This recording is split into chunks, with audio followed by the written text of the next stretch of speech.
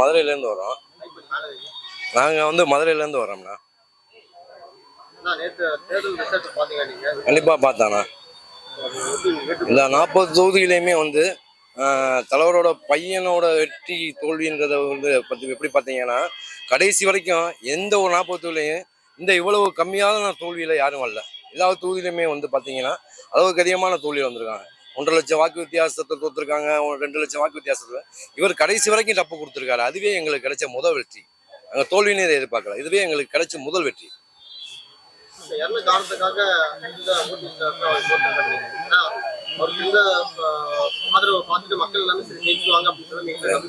கண்டிப்பான முறையில் கடைசி வரைக்கும் இறுதி வரைக்குமே வந்து போராடிக்கிட்டு தானே இருந்தார். யாருமே இந்த அளவுக்கு வந்து வரலையே. எந்த தொகுதியுமே இருக்க 40 தொகுதியிலுமே எந்த தொகுதியும் வரலையே. இவரோட தொகுதி ஒரு தொகுதி மட்டும் தானே கடைசி வரைக்கும் ஆர்வமா எதிர்பார்த்துருக்கோம்.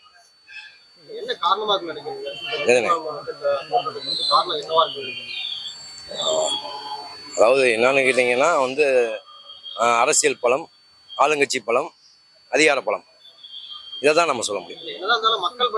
மக்கள் பலம் இருந்ததுனால தான் இவ்வளவு தொலைக்கு வந்திருக்காரு. விஜயபிரபாகரன் இவ்வளவு தொலைக்கு வந்திருக்காரு மக்கள் பலம் இருந்ததுனால. இது அவரோட முதல் வெற்றின்னு தான் நாங்கள் சொல்லுவோம், தோல்வின்னு சொல்ல மாட்டோம். இது அவரோட முதல் வெற்றி.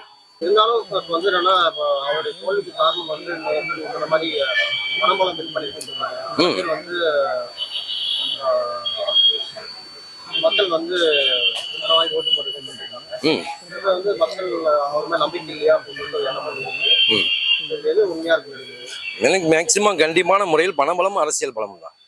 மக்கள் பலம் வந்து இந்த இடத்துல வந்து தோத்துச்சுன்னு சொல்ல முடியாது. மக்கள் பலம் ஜெயிச்சுதான் இருக்கு. மக்கள் பலம் ஜெயிச்சதுனால தான் அவ்வளோ லட்சம் ஓட்டு வாங்கியிருக்காரு.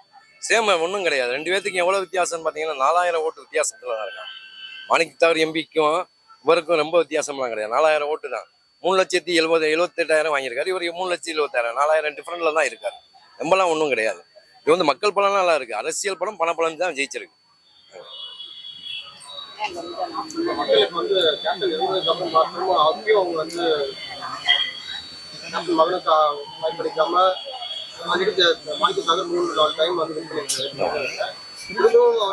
அதுக்காக வந்து வருத்தப்பட வேண்டியது வந்து விருதுநகர் மக்கள் மட்டும்தான். விருதுநகர் மக்கள் மட்டும்தான் வருத்தப்படணும். அவர் வாங்கின இவ்வளவு தொலைக்கான வாக்குகளே வந்து அவருக்கு கிடைச்ச வெற்றின்னு தான் நாங்க சொல்ல முடியும். இது எங்களுக்கு வந்து தோல்வினே நாங்க சொல்ல மாட்டோம். கண்டிப்பா வேலை பார்த்துருக்கோம். விருதுநகர் தொகுதியில எப்படி வேலை பார்த்தோமோ அதே மாதிரியே மதுரை தொகுதியும் வேலை பார்த்தோம். நாங்கள் விருதுநகர் தொகுதியிலையும் வேலை பார்த்துருக்கோம். மதுரையில் இருந்தாலும் மதுரை தொகுதிக்கு வேலை பார்ப்போம். மாறுவாங்க. காலங்கள் மாறும். அவர் சொன்ன மாதிரி மாறுவாங்க. மக்கள் மாறுவாங்க. இப்போ தானே ஒன்றா அடிபடுறாங்க. மின் கட்டண உயர்வு, கேஸ் விலை உயர்வு எல்லாம் அடிபடுறாங்க. இனிமேலும் மாறுவாங்க. நிறைய பேர் சொன்னாங்கன்னா விருதுநகர் தொகுதியில பார்த்தீங்கன்னா மக்கள் வந்து பணபலத்தையும் தாண்டி ஜாதி ஓட்டு மாதிரி அப்படின்லாம் பார்த்தீங்கன்னா வந்து பிஜேபி சார்பாக வந்து ராதிகா சரத்குமார் இருந்தாங்க. அவங்க வந்து அந்த என்ன சம்பவம்ன்றது உங்களுக்கு தெரியும். சரத்து சார் இருந்திருக்காங்க. அவங்களும் அங்கே அவங்களோட ஜாதி அடிப்படை அங்கே நிறையா இருக்கு. அப்படி பார்த்தா அவங்க போலிங் வாங்கியிருக்காங்க. அவங்களோட போலிங் பார்த்தீங்கன்னா 4வது இடத்துக்கு போகிற லெவலில் தானே இருக்காங்க. அவங்களும் வந்து மேடம் ராதிகா மேடத்துக்கும் சரி, சரத்குமார் சாருக்கும் சரி, 2 பேருக்குமே வந்து நீங்கள் சொல்கிற ஜாதி அடிப்படை, ஜாதியை சொல்ல விரும்பலை, ஜாதி அடிப்படையில் பார்த்தீங்கன்னா அவங்களுக்கு செல்வாக்கு இருக்குல்ல, அவங்களுக்கு ஏன் போடல? ஜெயபிரபாகரனுக்கு முரசு சின்னத்தில் போட்டிருக்காங்க. ராதிகா மேடம் பிஜேபி சார்பாக நிற்கிறாங்க, அவங்களுக்கு போடலையே. டிஎம்கே கூட்டணி சார்பாக வந்து மாணிக்கத்தாவர் நிற்கிறாரு, அவருக்கு போட்டிருக்காங்க. விஜயபிரபாகரன் போட்டிருக்காங்க. இங்கே அது ஜாதியாக பார்க்க மாட்டாங்க. மக்கள் வந்து யார் கேண்டிடேட்டு, யார் நல்லவர், யார் செய்வார் அப்படின்றத தான் பார்த்துருக்காங்க.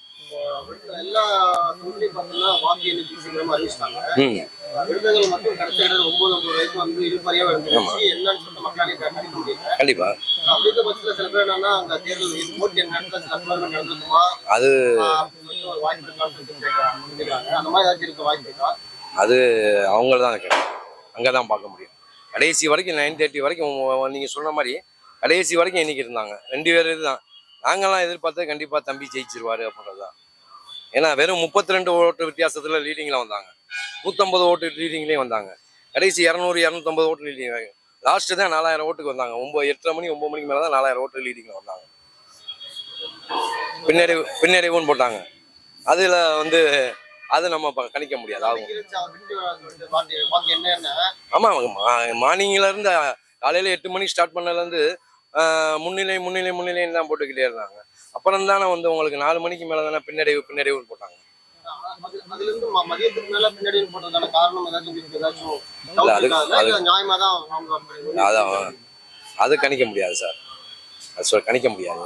அது ஒருவேளை பிரபான் வந்து வின் பண்ணியிருந்தாருன்னா அவரால் நல்ல ஒரு விருதுநகர் தொகுதிக்குன்னு இல்லை, எம்பியா இருந்தானா டோட்டல் தமிழ்நாடுக்கும் ஒரு நல்லது கிடைக்கும்.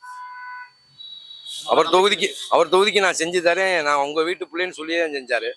நீங்கள் எப்போ கூப்பிட்டாலும் நான் வந்துடுவேன், நான் சென்னையில் இருக்கேன்னு நினைக்க வேணா, நான் எப்போ கூப்பிட்டாலும் நான் வந்துடுவேன் அப்படின்னு சொல்லி தான் பண்ணார். அவர் தொகுதிக்கு அவர் வந்து செஞ்சு கொடுத்துருப்பாரு. அதை விருதுநகர் மக்கள் இறந்துருக்காங்க. அவ்வளோதான்.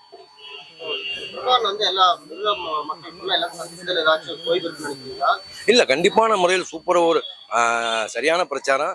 நாங்கள் விருதுநகரில் நான் இருந்தேன் பிரச்சாரம். அதனால் விருதுநகர் பிரச்சாரம்லாம் அதெல்லாம் அவரும் sir Rajendra Balaji sir ADMK super பிரச்சாரம் பண்ணியிருந்தாங்க. நாங்கள் இருந்தோம். நான் வந்து அங்கே 3 நாள் இருந்தேன். அதனால் நான் தெரிஞ்ச நல்ல பிரச்சாரம் தான். நல்லா தான் மக்கள் ஆதரவுலாம் கொடுத்தாங்க.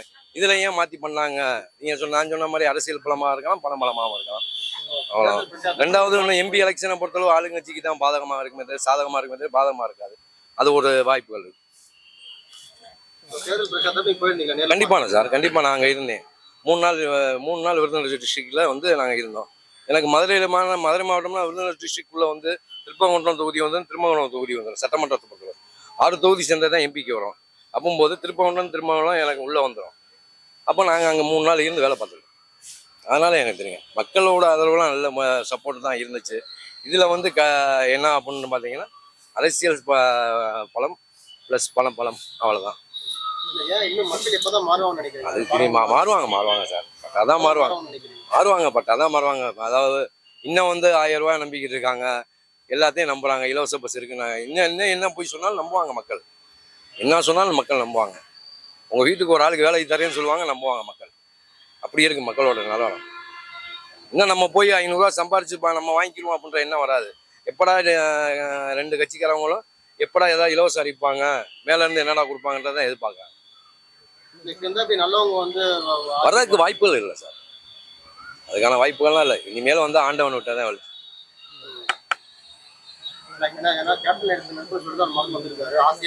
கண்டிப்பா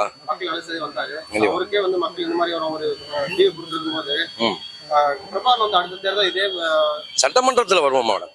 கண்டிப்பான முறையில் இது எம்பி எலெக்ஷனு. அதனால சட்டமன்ற எலெக்ஷன்ல வந்து நம்ம வருவோம். அப்போ மக்கள் மாறுவாங்க, கண்டிப்பா மாறுவாங்க. ஒரு சட்டமன்ற எலெக்ஷன் தலைவராக மட்டும் விருத்தாச்சலத்தில் மட்டும்தான் உள்ளே போய் என்ட்ரி ஆனார். அதுக்கப்புறம் 2011 எதிர்கட்சி தலைவர் அந்தஸ்து பெற்றிருக்காரு. அதுவும் இதே மக்கள் தானே செஞ்சாங்க, செய்வாங்க, மாறுவாங்க, காலங்கள் ஆகும்.